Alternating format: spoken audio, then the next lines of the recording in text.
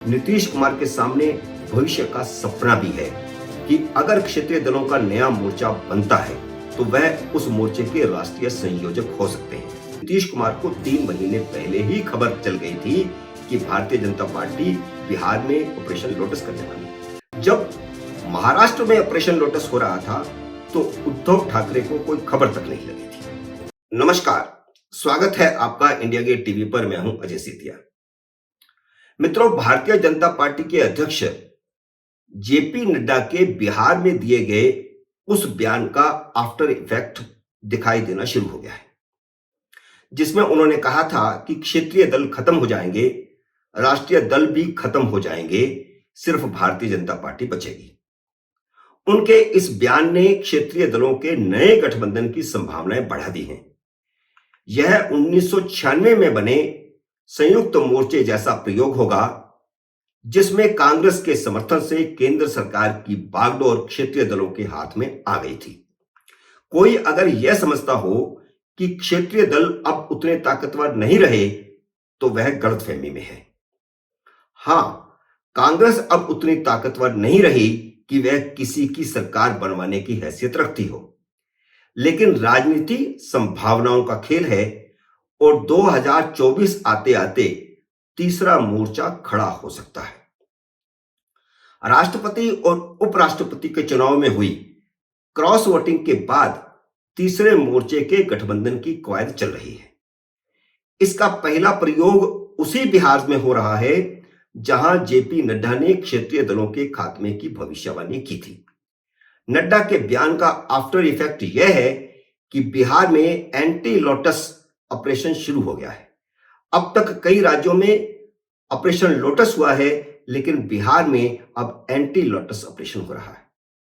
इस समय भारतीय जनता पार्टी की मदद से चल रही नीतीश सरकार कभी भी भाजपा से दामन छुड़ाकर दोबारा लालू यादव की राजद के साथ जा सकती है, उसका दामन थाम सकती है। नीतीश कुमार ने 2015 का चुनाव लालू यादव के साथ लड़कर 2017 में उनका दामन छोड़कर भाजपा का दामन पकड़ा था। अब 2020 में भाजपा के साथ गठबंधन से चुनाव जीतने के बाद वह भाजपा का दामन छोड़कर फिर लालू का दामन पकड़ने की फिराक में है। तात्कालिक कारण जेपी नड्डा का बयान है, जिसने नीतीश कुमार को सतर्क कर दिया। दूसरा कारण महाराष्ट्र का सत्ता परिवर्तन है। भाजपा ने महाराष्ट्र के मजबूत क्षेत्रीय दल शिवसेना को विभाजित करके महाविकास आघाड़ी की सरकार को तोड़कर भाजपा समर्थित सरकार बनवा ली। हालांकि बिहार में भाजपा समर्थित सरकार ही है, लेकिन बिहार के भी 2 उदाहरण नीतीश कुमार के लिए चेतावनी थे। पहला उदाहरण 2020 के विधानसभा चुनाव में एनडीए से गठबंधन नहीं होने के बावजूद चिराग पासवान ने भारतीय जनता पार्टी के उम्मीदवारों के सामने अपने उम्मीदवार खड़े नहीं किए, लेकिन नीतीश कुमार की जदयू के लगभग सभी उम्मीदवारों के सामने उम्मीदवार खड़े किए थे। नतीजा यह निकला कि भारतीय जनता पार्टी के मुकाबले जदयू छोटी पार्टी बनकर रह गई। भाजपा को 74 और जेडीयू को 43 सीटें मिली। जेडीयू को बड़ा झटका लगा था, उसकी 28 सीटें घट गई थी। हालांकि सबसे बड़ी पार्टी राजद ही बनी थी, जिसे भाजपा से एक ज्यादा 75 सीटें मिली थी। लेकिन एनडीए का बहुमत मिला और ज्यादा सीटों के बावजूद भारतीय जनता पार्टी ने नीतीश कुमार को मुख्यमंत्री बनाया, क्योंकि वही चुनावी चेहरा थे। नीतीश कुमार ने तब कहा था कि उन्हें पता ही नहीं चल सका कि कौन किसके खिलाफ चुनाव लड़ रहा है। उनके उस बयान का अर्थ सबको समझ आया था कि भाजपा ने उन्हें कमजोर करने के लिए चिराग पासवान को इस्तेमाल किया। भले ही वह मुख्यमंत्री बन गए थे, लेकिन यह बात उनके दिमाग में हमेशा से खटकती रही है कि भाजपा से गठबंधन करके उन्होंने अपनी राजनीतिक ताकत कम की है। तीसरा कारण, उन्हें यह खबर मिल रही थी कि जिस तरह चुनाव में भाजपा ने उनके खिलाफ चिराग पासवान का इस्तेमाल किया था, उसी तरह अब उनकी पार्टी के भीतर ही एक एकनाथ शिंदे भी ढूंढा जा रहा है, और वह कोई और नहीं, बल्कि जदयू कोटे से केंद्र सरकार में मंत्री आरसीपी सिंह हैं।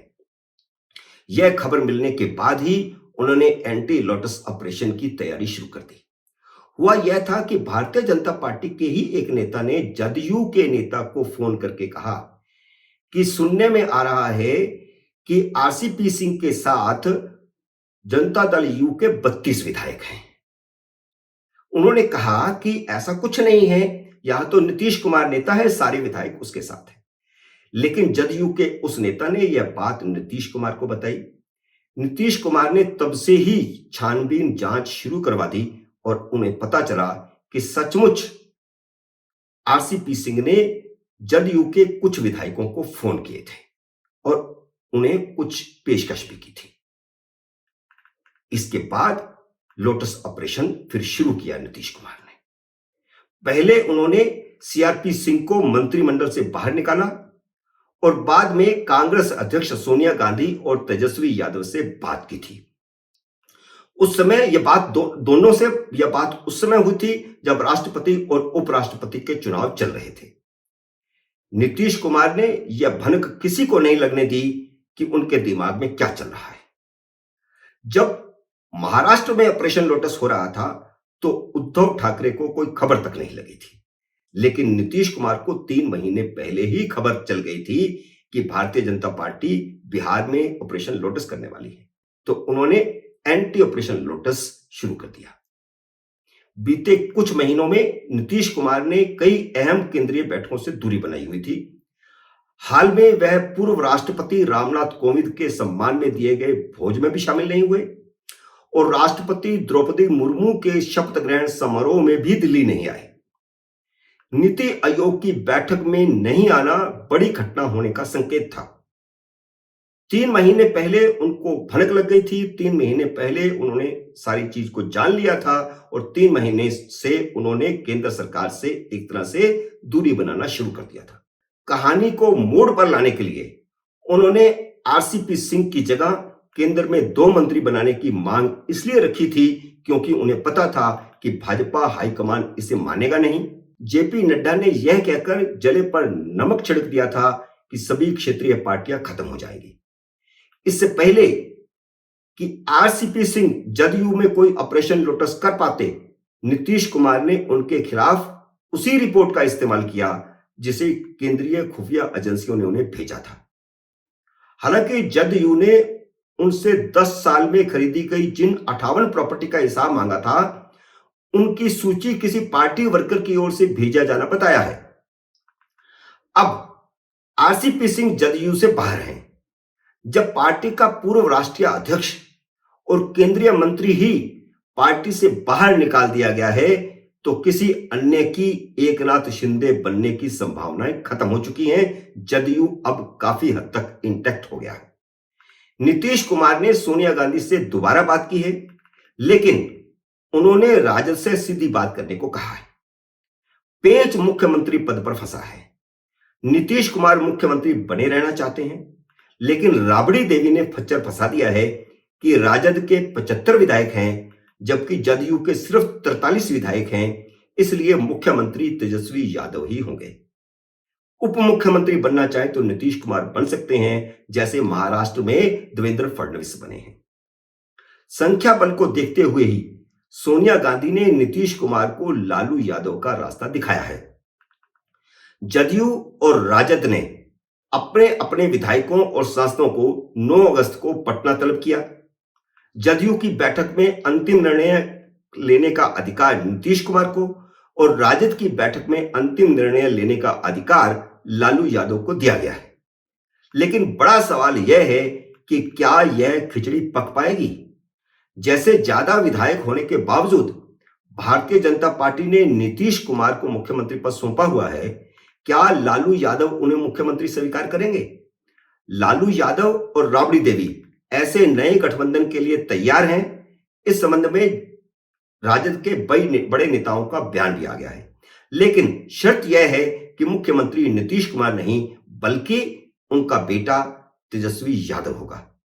क्या नीतीश कुमार भाजपा से इतने खफा हो चुके हैं कि वह मुख्यमंत्री पद छोड़ने को तैयार हो जाएंगे? वह मुख्यमंत्री पद को तरजीह देंगे या पार्टी बचाने को।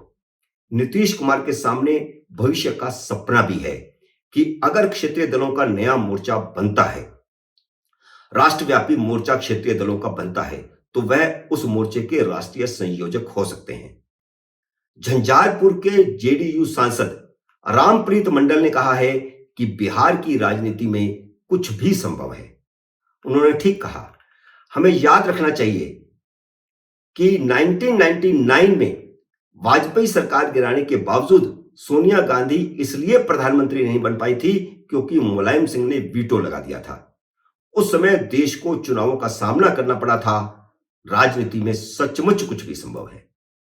मित्रों, उम्मीद है मेरा यह वीडियो आपको पसंद आया होगा। इसे लाइक करिए, शेयर कीजिए और अगर आपने मेरे YouTube चैनल को सब्सक्राइब नहीं किया तो सब्सक्राइब कीजिए और घंटी का बटन भी दबाइए ताकि जैसे ही मेरा नया वीडियो आए आपको सूचना आए। मेरे नए वीडियो का करिए इंतजार। तब तक नमस्कार।